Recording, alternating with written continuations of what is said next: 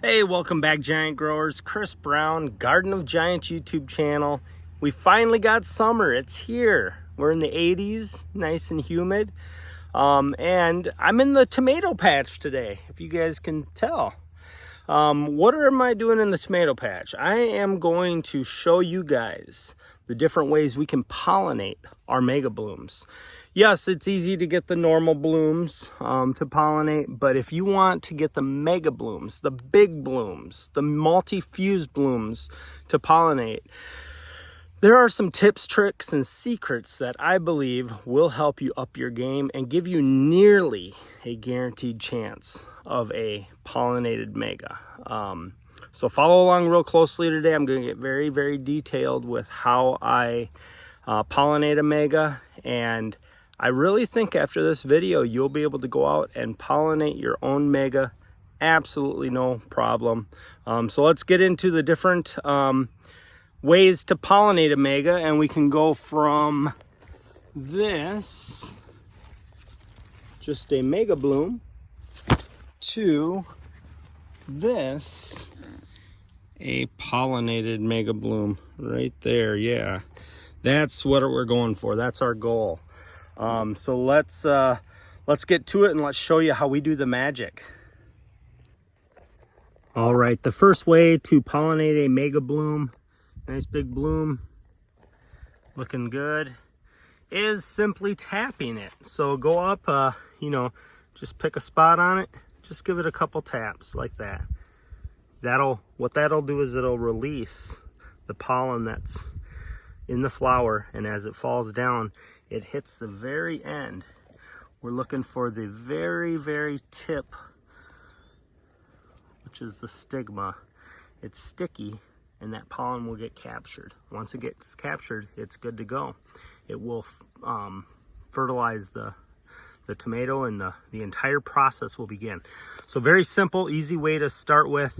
I should talk about the natural ways. As you can see, the wind. See, the wind is kind of blowing the tomato plants a little. If the wind blows that, it's going to naturally drop the pollen. So that's a natural way to do it. Also, if the bees come in, if we get bees in here and they get up there to drink that pollen, they're naturally going to get that to fall out. And then we'll go to another method here.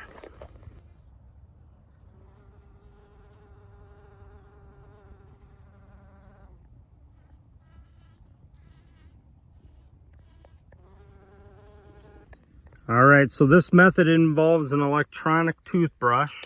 It's going to get really loud and annoying, but I'm just going to show you real quick what to do.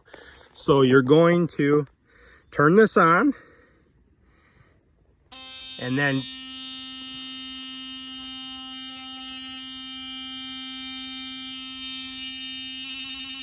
all right, we'll turn that off because that's annoying, but you guys kind of seen what I did.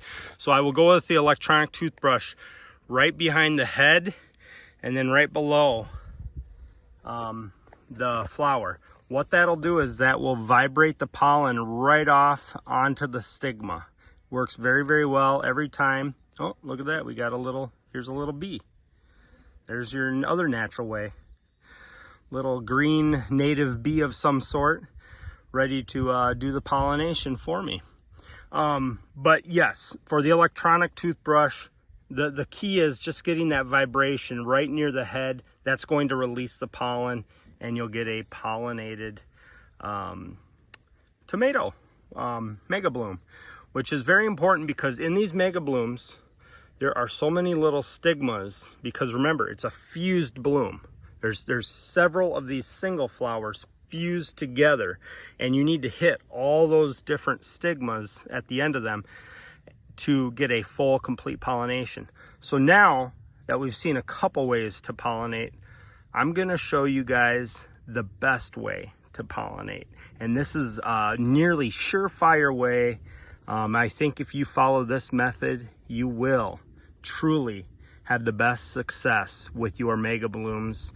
And you don't have to worry about did you hit it in the right spot with the electronic toothbrush? Did the wind knock it? Or did the wind or you tapping it hit it just right? to get the pollen out? Did the bees come and do it? You don't have to worry about any of that because we're going to actually place the pollen directly on the stigma. Let's show you how to do that. All right, to make the magic happen, we need some tools, and these are the essential tools for getting that mega pollinated. First one is your electric toothbrush, very, very important. You'll see this in a minute. Next is we need a spoon. I prefer a black spoon. It really helps show the pollen, which you'll see in a little bit here. You need a small paintbrush. Doesn't have to be very big, but you know, decent surface area, but small. So it has to be a little bit nimble to get into that mega bloom, but enough of the hairs to capture the pollen that we will end up putting on that spoon. And then I like a tool that is simply just a toothpick. This is going to help you kind of dig in to that mega, push aside the petals to get that stigma exposed. Remember, we need the stigma, which is sticky, to get hit with pollen, to then the pollen from there to go onto it. And so I'll show you all this, but these are the 4 essential tools that I use when pollinating a mega bloom. All right, so first we have to find a flower that has pollen in it. Here's one I picked out that I think will work really well. Gonna use the electric toothbrush to get that pollen. As you can see, all that pollen, all those pollen grains are falling out onto that spoon.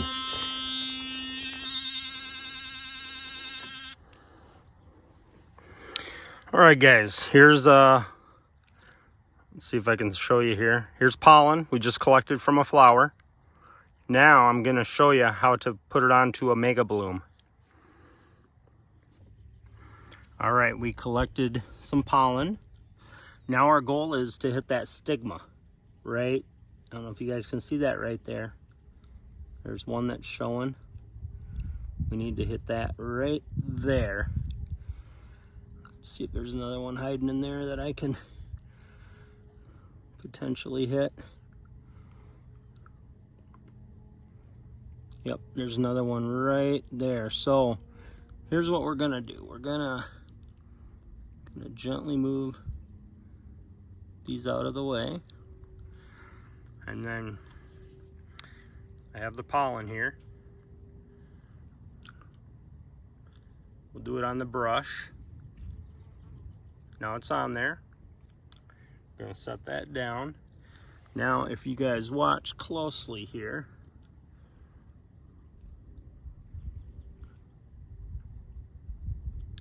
so I'm getting the pollen on the sticky stigma, and I gotta try to get right up here.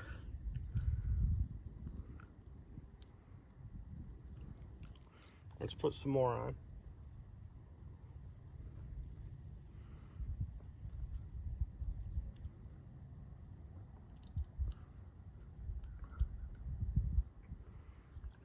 All right, it's looking pretty good. All right, I do want to try and make sure I have every stigma covered, because sometimes these are, so as you can see there's some right up there, right at the tip of that, and then there's one right there. So we got to hit all those. So I'm going to dip a little more, or get a little more pollen onto my brush there. I'm going to hit this top one because that's easy, what we would call low-hanging fruit. All right, got that one hit. Now I'm going to go for that tough one. Let me see if I can pick this up a hair, and then, all right, perfect. All right. Get a little more pollen on there. See if we can, you know, you can never really have too much pollen. There's a million things that can go wrong with pollination. So you want to make sure that that pollen is just covering it. All right, so if we look at this, let me see if I can zoom in here, and I want to show you.